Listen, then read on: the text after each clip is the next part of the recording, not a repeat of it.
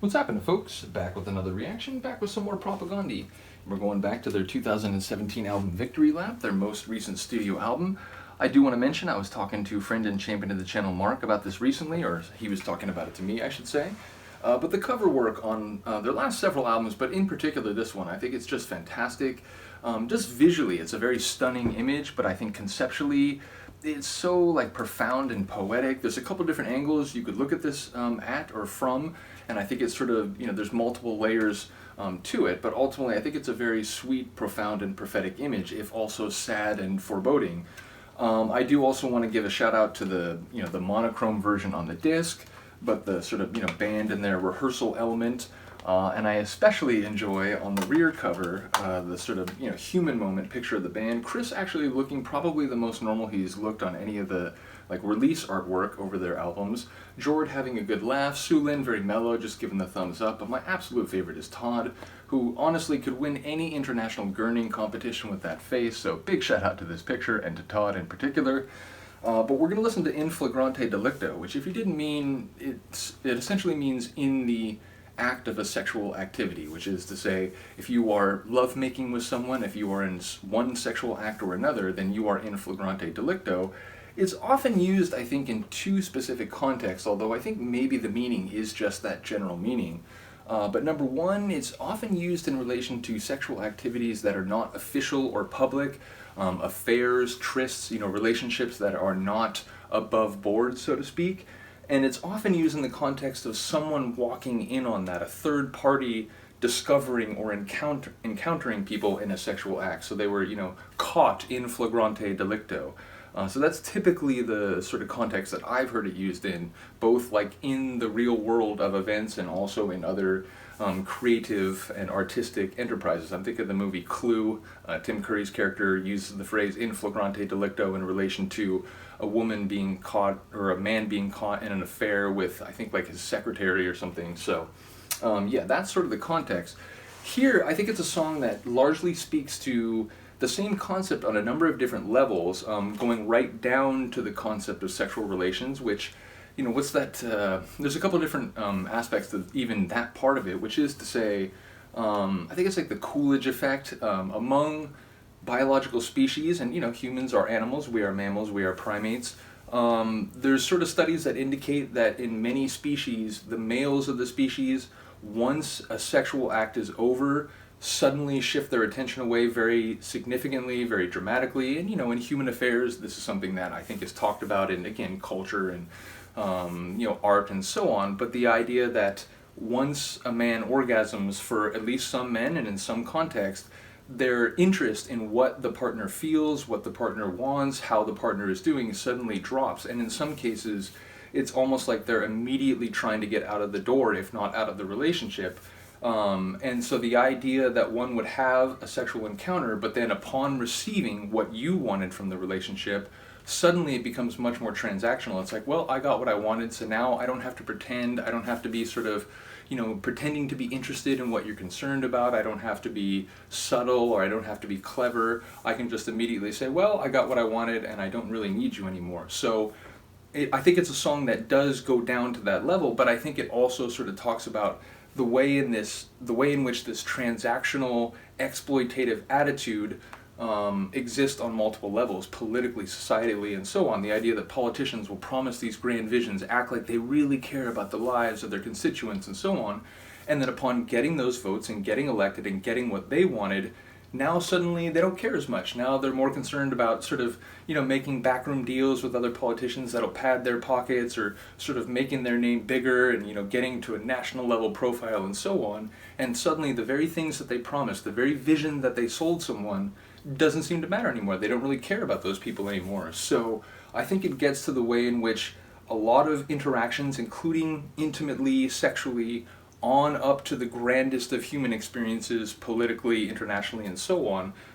There's a lot of people who, the moment they get what they want, they drop all pretenses of concern, consideration, or emotional support, and suddenly reveal that it was a much more personal and selfishly driven pursuit of getting that connection, whether it be sexual or getting votes or getting money from people and whatever, and then turning around and using it for their own purposes and not applying it in the way that they said that they would when they solicited that support. So yeah, I think it's a really painful and sort of telling track about human psychology and sort of, maybe even specifically male psychology if you're looking at it at that actual like sexual level.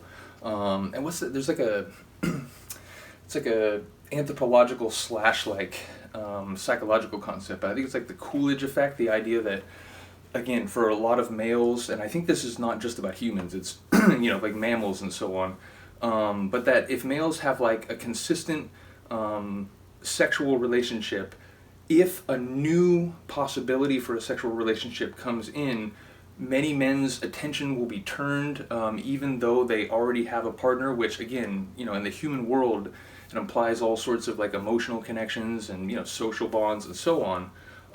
So yeah, the idea I think is that, because I think it makes reference to this condition in the song, but the idea is that a lot of men, upon seeing a promise of something else that they can get for themselves, sexual gratification, suddenly will turn their attention away, even though this is a person who ostensibly they should have stronger feelings for, they should want to remain with, or at least, continue to value as a human being, and not just as an outlet for their personal and sort of crass goals. So yeah, I think it's a song that criticizes the transactional nature of human interaction right down to the personal level on up to the biggest global level. And given that I think I've talked twice as long as the song actually is, let's get straight to it.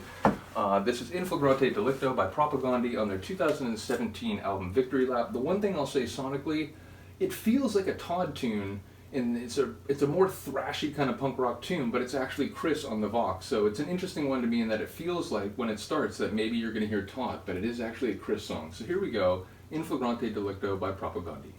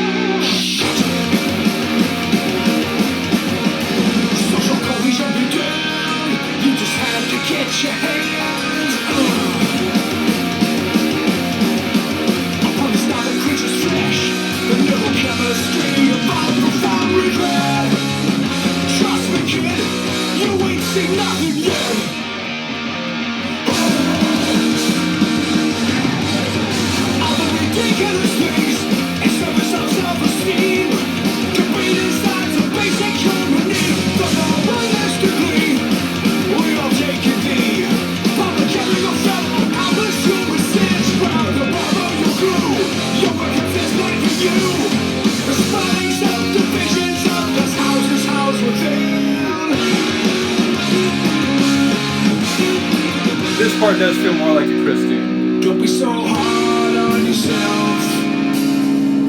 You're just like everybody else.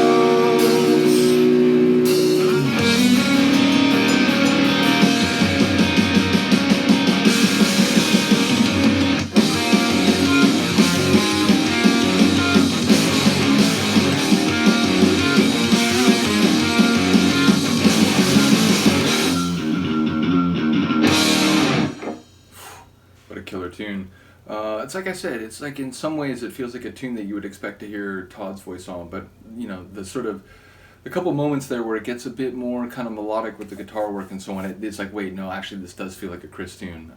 But yeah, it's a song that I think speaks to their sonic evolution.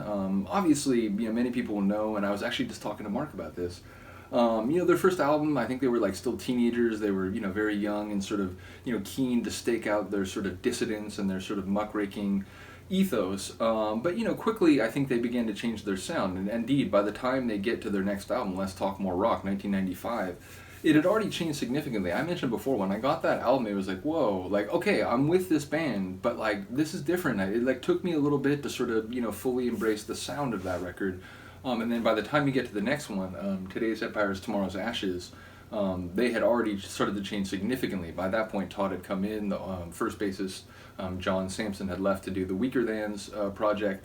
It began to have a more kind of metal influenced sound, but maybe a bit more melodic at the same time. So, then you go forward several albums after that, and you get this album where I think that sort of direction has crystallized and has become sort of like their newer sound, which is to say, like, I think, if I heard a tune without even knowing, without hearing any vocals, if I heard a tune that sounded like that, it's like, well, this is Propagandhi. This is like post-2000 Propagandhi. So, just listen to their music over time. It's interesting to hear sort of the way they've evolved lyrically and also sonically. And indeed, lyrically, excuse me, I think they're a bit more poetic now. Not to say that there wasn't any poetry on their first album, but it was a bit more like on the surface, in your face, and brash. Whereas I think now, in the last few albums, they write like tunes that I think are very stinging and incisive conceptually, but they have a little bit more of like the Bad Religion flavor, is I guess what I'm saying. It's a bit more like poetic, it's a bit more literary, it's a bit more like,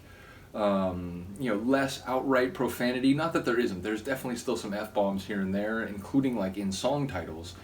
It just feels like they're a bit more artistic and nuanced in the way they express very similar messages as they were expressing early on. It's not like they've fundamentally changed their ethos. They haven't. I would say, if anything, it's just sort of enhanced and sort of matured.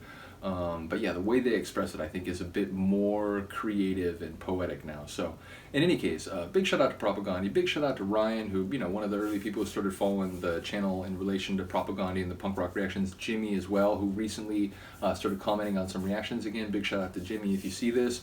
And big shout out to Mark. I mentioned, he's not so much in the punk rock world. He has a lot of knowledge about a lot of different music. He had mentioned that reference in this song. Tie a yellow ribbon around the oak tree. It was like, wait a minute, like, that's the first Propagandhi album. That phrase is like burned into my mind. And so like he checked out that tune. He's like, not really my thing, but I respect their passion. And I was like, I feel like maybe I've given you a skewed perception now, because this is something that they did over 30 years ago, or like just about literally 30 years ago, because it was 93 when that record came out. And they've changed a lot since then. And I linked him a couple other tunes, and he came back with a really cool analysis and discussion. So again, big shout out to people who are willing to sort of explore things that are not necessarily from the sonic worlds that they're very familiar with. I really do appreciate that. So in any case, let me know what you think of this one. I will see you next time. Peace.